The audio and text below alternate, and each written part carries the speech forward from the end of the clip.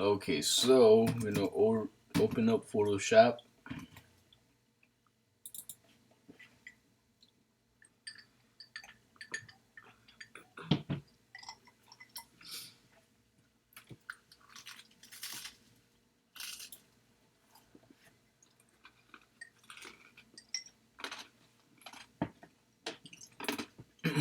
So now, while Photoshop is opening, I'm actually taking, because we've never done this before, animation. What I'm doing is that I'm taking inspiration from other cartoons. So I don't know if you know the classic Thundercats. So I'm taking some inspiration from Thundercats. Problem is that this video can't show you what what's going on frame by frame. So what I do is copy the link, and there is a website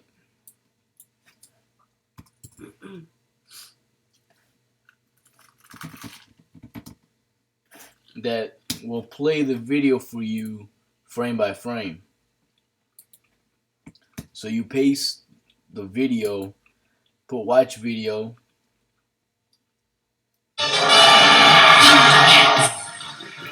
So you see how it's real fast, right? So, but you got these buttons down here that let you see frame by frame. So now the reason why I'm bringing this up is that you're gonna need this because we haven't done this before. We're gonna need this as reference to see how the animators have done. How do they do it? Then once you start seeing frame by frame what they do, you can understand, how much of a distance um, the next frame should be from each other. Um, you know how the motion works, etc., etc. Once you start copying a little bit and taking inspiration from it, you can apply it to what you're doing. So now that this is open, um, let me see something.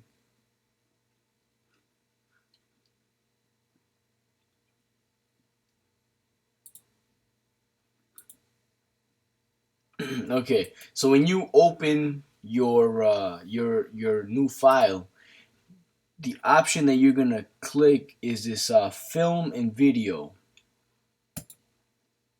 Well, no, hold on. No, that's the way they told me to. I didn't do that. I did something different. There's two ways to do it. You can either do the film and video, but the thing is that it gives you 720 by 480 pixels. I didn't want that because that's not, TV dimensions or YouTube dimensions. What I did is that, if I'm not mistaken, let me see the dimensions.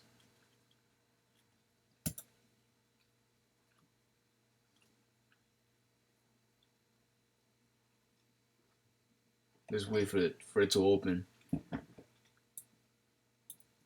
Um,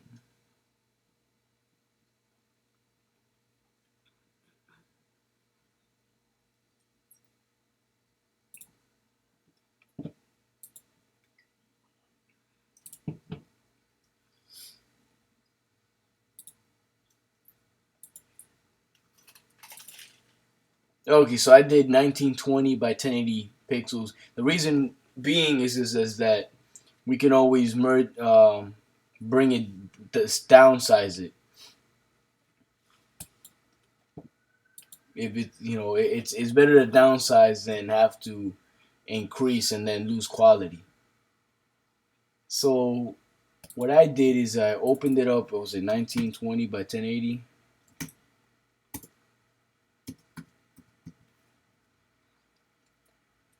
So you open up a new one with those dimensions, and then there's a layer. What's it? Video layers. Okay, so you go to your layer, right? And if your Photoshop is the correct version, then because certain cracked versions don't have it, you have to purchase it in order to have this. But certain cracked versions will include this. You go to your layer, then you go to video layers, and you put new blank video layer.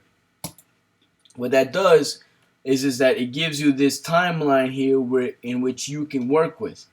So then you zoom in here down here. There's a zoom in option, and you can literally see frame by frame what you're doing. Um, there's an option as well. Let me just remember how I did it. That lets you, because if you see here, this one actually has 30 frames per second. What we're gonna do for time's sake is only stick to 24 frames per second. That's what most anime is done on. So that's what we're gonna do, because 30 is a little much. It's 6 more frames, but after a while, every second 6 more frames. That adds up.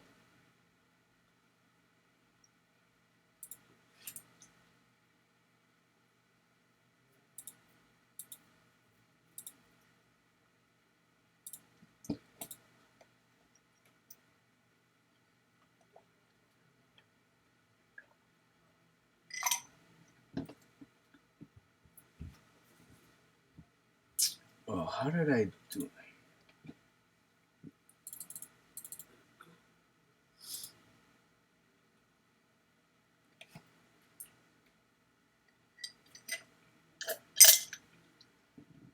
And it tells you down here too, 29.97 frames per second.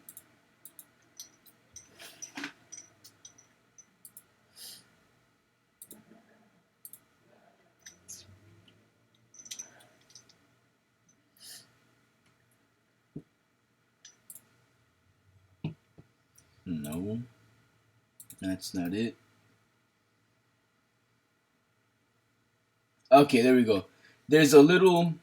I mean, it might be different on depending on the version of Photoshop that you have, but there's a little arrow here that's pointing down, and it has this menu. So now it has this option for set timeline frame rate. So what we want to do is make that 24 frames per second. So now every 1 second will have 24 frames. So when you come over here, what I did is that first I started off by deleting all the white from the background, and I want that because later on, once we color it and everything else, we want the background to be clear, so then we can, when Lazarus makes the backgrounds, we can just drop it in, and anything else that we're gonna do, we can just drop it into the background. We don't have any issues, instead of having to go back and then delete every single background just so it can be seen. So now if you see here, just zoom in. Oh, what are you doing? Okay, there we go.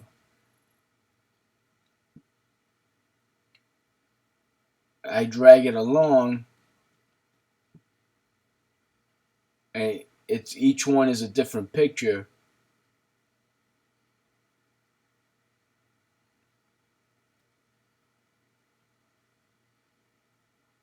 and you start seeing it come to life. Now I'm just dragging it so it looks slow, but when I hit play, it looks better.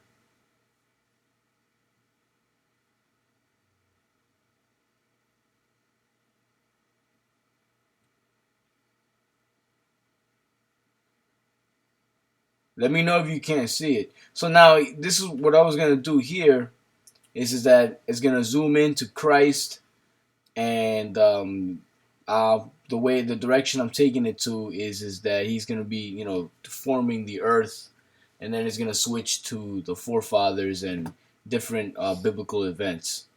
So when we hit play, it looks like this.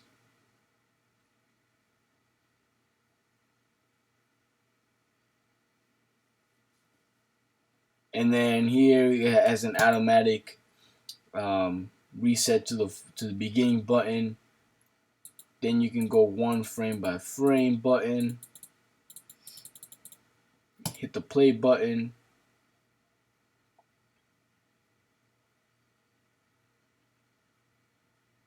So now on how to maneuver, let's say, well, first let me just get rid of this. Let me just duplicate the background layer. This is what everyone should be doing on their file. Get rid of that, delete this,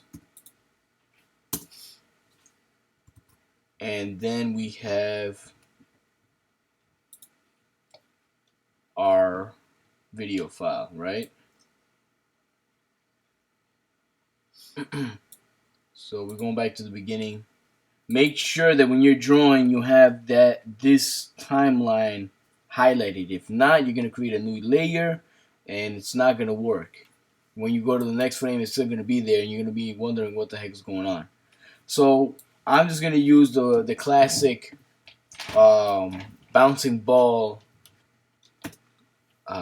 example, just because uh, it's easy. So you see, I just use this elliptical marquee tool. I made a ball, and you can do different things because that's basically what I was doing in with a lot of those shapes. I was just you using the marquee tool or the lasso tool to create them and then fill them in. You want to be time efficient with this. You want to take shortcuts, but not you want to take shortcuts, but not at the expense of the quality of the artwork. So watch this. So in a case like this, normally in Photoshop, you can just drag stuff around and freely and do whatever you want with it. But in this case, for video layers, what you always have to do is if you're using Mac, Command T. If you're using Windows, it's Control T. So Control T, transform, and this is how you want to move it. Move it upwards or wherever, right? Let's just say it just starts there, right? And then you hit enter. Then you want to do is Command or Control D to deselect. So here we have a ball, right? Then we could hit Command A and then Command or Control C. You go to the next frame and then you Command or Control P. So now you notice how it pasted it all the way over here. We don't want that. But before I continue, how do we know where do we put the object of our drawing? How do we place it? How do we know depending on the last frame? Where you go back to your little menu here and then you hit onion skin settings. So onion skins, what it lets you do is see frames up front and frames in the back. You can see multiples ahead and multiples behind, but I find that sometimes that confuses me. So I just do one before and one after. So now, once I hit OK, you see that I see my previous frame over here. So now, watch this. If I just drag it over, oh, that's funny. I don't know. It wasn't doing that. Oh yeah. Okay. See what I'm saying? If you just drag it over, it's gonna affect the previous file as well. So you can't. You don't want to just drag stuff over. You're gonna have issues. You're gonna get confused and frustrated. So let's undo this.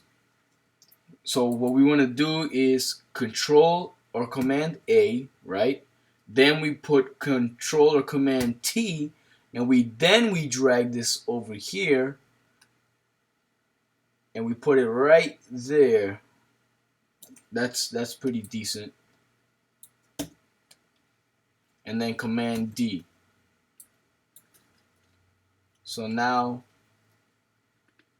we have a transition. We have movement. Now we want to just do that again. Command A, copy, paste, Command A, Control. Obviously, in your artwork, it's going to be way more detailed. So it's not going to be this simple.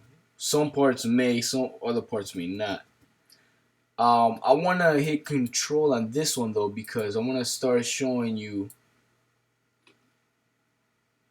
Watch this. It's a little bit of an oval now. How you start creating motion.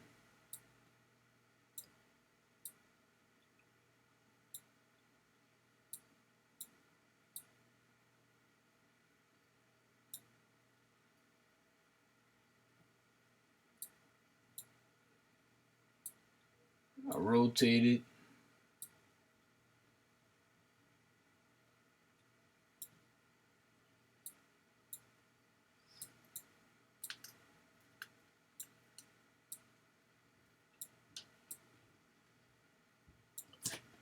Hit enter. Command D. Command A. Copy. Next frame. Paste.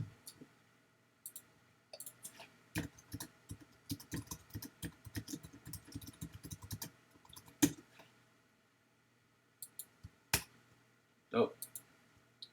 Command A. Control.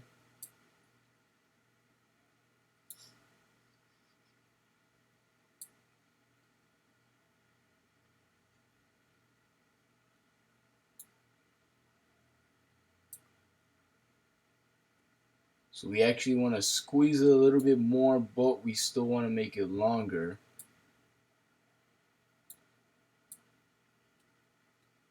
Because that's what a ball does.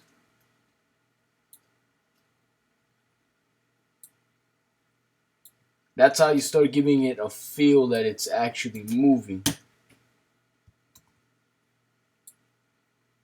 You see that?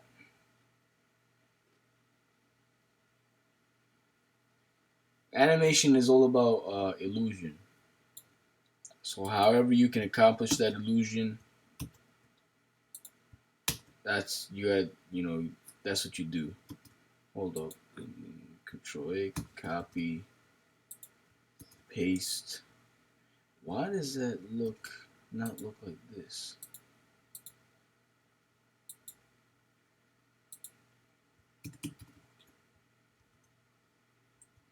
Command A, copy.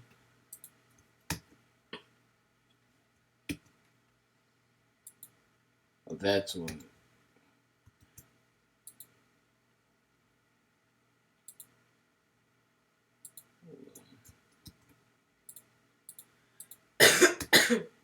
There we go. Make sure that you always have that video layer highlighted, or else you're gonna run into problems.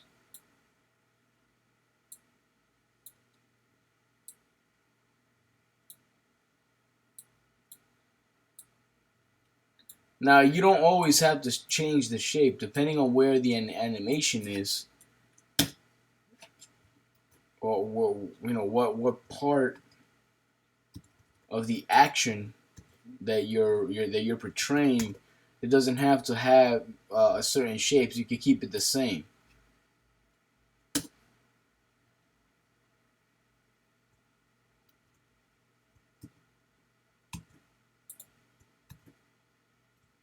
So again, I have that pattern where I command all, command control.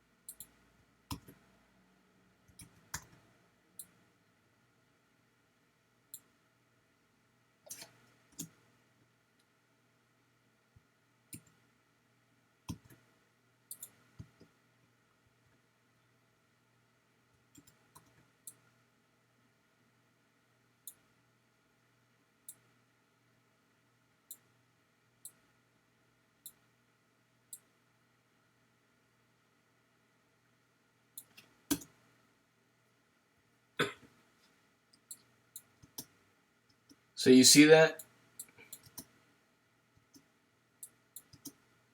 Now it starts looking like motion.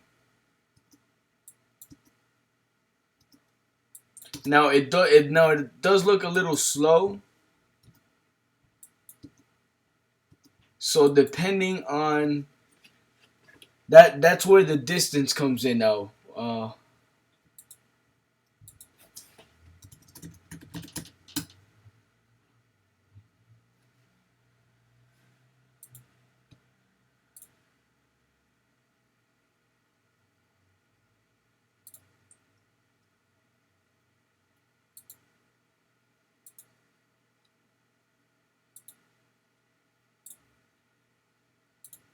All right. So the what was I saying again?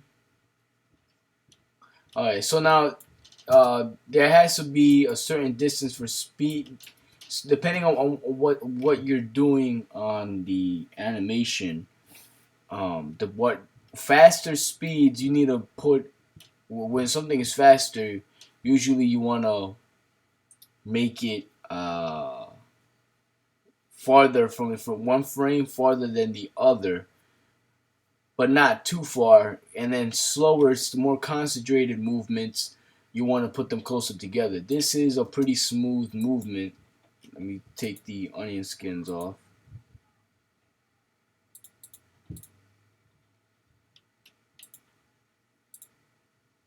Let me see.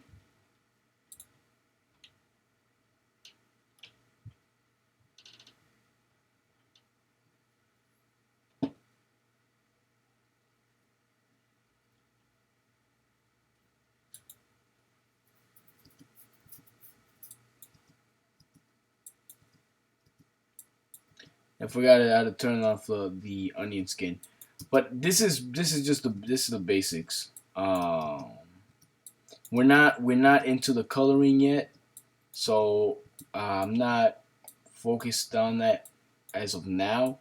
I just want you guys to start actually doing the animation, and this is it. There's really not much else that you need to do. Other tips that I can give you to get you started off is you have again you have the lasso tool. You press G, you fill in.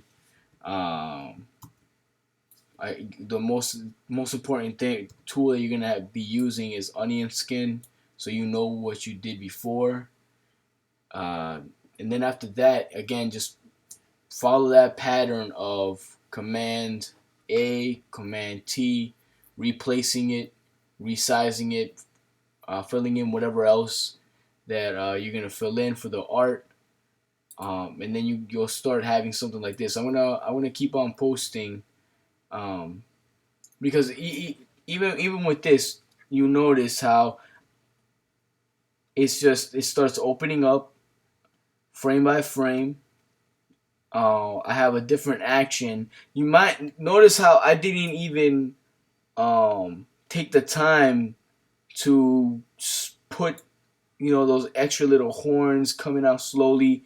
If I wanted to, I could do that, but depending on the speed, I really don't want to do that because again, it's about creating an illusion, and um, when you just flash all these images to the brain, to the eye, the brain, the way the brain interprets it is it starts filling in the gaps itself. So all you need to do is just give it enough to where it still looks good, it's still high quality, but the brain has something to chew on and imaginate on, and that's what makes it more attractive. So now, like for example, here I took a little bit more frames with the shining of the ball because that's an orb in its mouth.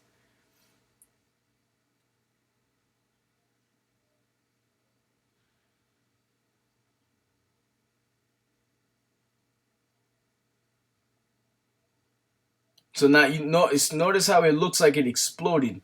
And all I did is just a circle, made it a little bit larger,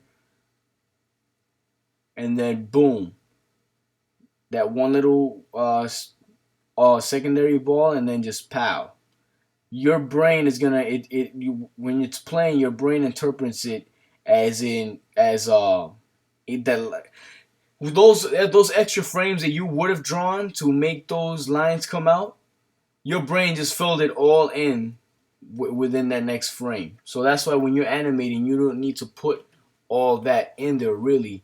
You just need to put enough for the brain to interpret. Like for example, this is I messed up here. That line is supposed to go through. And you probably missed it until I pointed it out. But your brain, the way it interprets it, um, more than anything, is gonna be focused on the circle, and it's just gonna fill in those lines. Now, I'm not saying be sloppy and leave mess ups like that behind, but what I'm saying, it lets you see what the brain does, and it's really more about illusion. All right. So if you have more questions, let me know, and we'll take it from here.